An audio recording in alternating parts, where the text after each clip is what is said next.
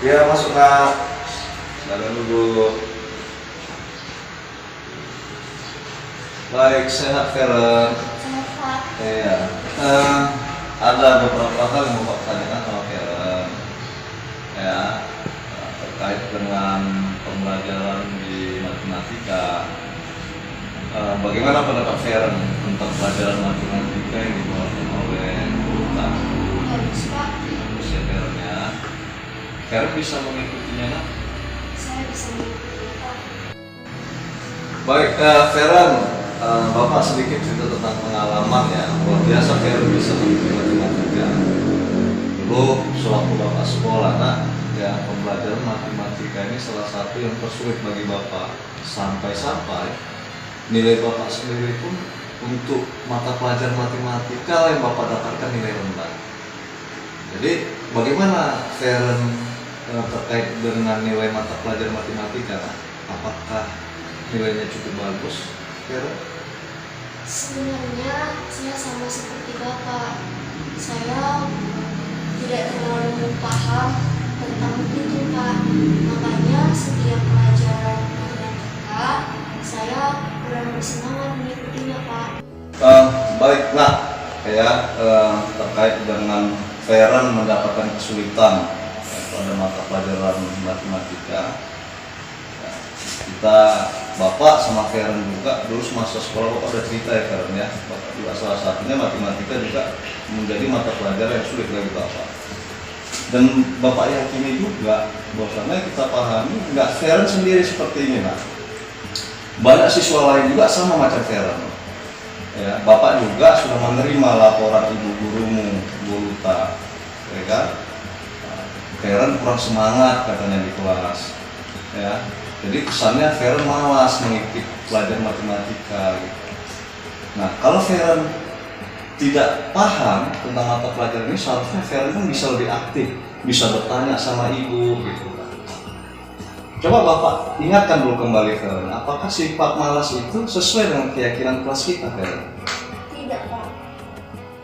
Lalu kalau seperti ini bagaimana Karen bersikap? Saya tidak tahu Pak. Baik Karen, ya Karen tadi bilang nggak tahu nak ya cara. Bapak gini, Bapak memastikan Bapak berada sama Karen, ya. Jadi Karen nggak sendiri di sini. Nah, Bapak kita sama-sama yakin, Karen juga yakin bahwasanya masalah Karen ini bisa diselesaikan, ya. Jadi bagaimana nanti Karen bisa ya tadi bisa menanyakan kepada gurunya gitu kan, apa kesulitan Karen di situ pada mata pelajaran matematika. Saya malu kemarin Pak. Saya malu untuk bertanya apa yang tidak diketahui tugas itu Pak. Baik nak, ya Bapak rasa kalau kamu mempunyai rasa malu, sikap malu itu bukan hal yang buruk sebenarnya kalau menurut Bapak ya. Untuk hal tertentu itu bagus dilakukan Karen. Tapi dalam proses pembelajaran sikap malu ini tidak tepat ya, untuk Karen gunakan gitu. Jadi sebaiknya menurut Karen bagaimana? Baik Pak, saya akan berusaha untuk lebih berani dalam menyampaikan pendapat. Baik Karen ya, usaha yang bagus nak. Ya, memang seharusnya Bapak menginginkan itu dari Karen gitu kan. Ya lebih aktif, gitu, lebih terbuka. Kalau yang nggak tahu memang harus ditanyakan dalam proses pembelajaran. Namun karena Bu Luta juga sudah cerita banyak tentang Karen nih selama proses pembelajaran. Bagaimana nanti perhubungan Karen dengan Bu Luta? Menurut Karen? Saya akan menjumpai ibu untuk mengungkapkan alasan saya dan meminta maaf serta meminta bimbingan ibu dalam proses belajar. Iya, baik. Ya, gimana perasaan Karen? Ya, ini udah banyak cerita sama Bapak nih, ya tentang masalah Karen, pembelajaran Karen. Terus sekarang bagaimana perasaan Karen hari ini? Sekarang saya sudah lebih lega Pak. Saya merasa Bapak dekat dengan saya dan melindungi saya. Terima kasih Pak nasihatnya. Baik, terima kasih kembali Nak. Ya, semoga Vera sukses ya nanti mengikuti pelajaran ke depannya.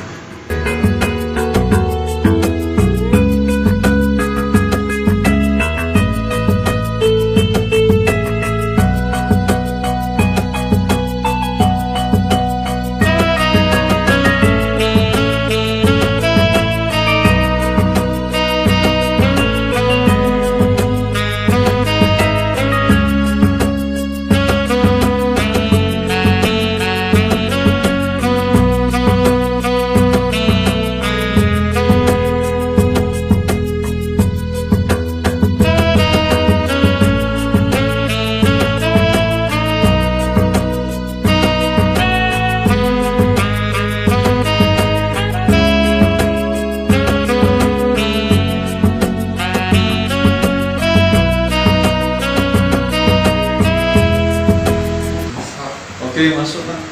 Ya, sehat. Oke ya. Ya dulu, silakan dulu. Sehat Jen ya? Kita Jen tahu Bapak panggil kemarin? Tidak tahu Jen. Bapak mau apa nih? Diskusi dulu sama Jen. Kemarin les semalam ya, les terakhir mata pelajaran IPS. Ada masalah? Tidak ada kejadian apa-apa.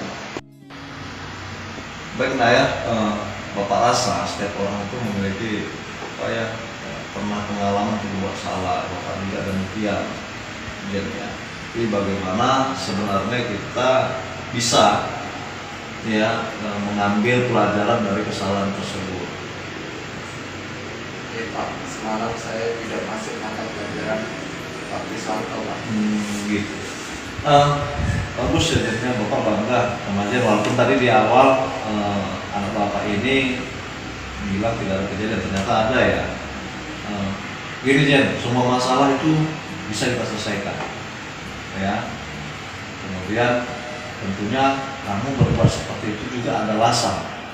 Coba ceritakan Bu, alasannya kenapa anak Bapak seperti itu semalam?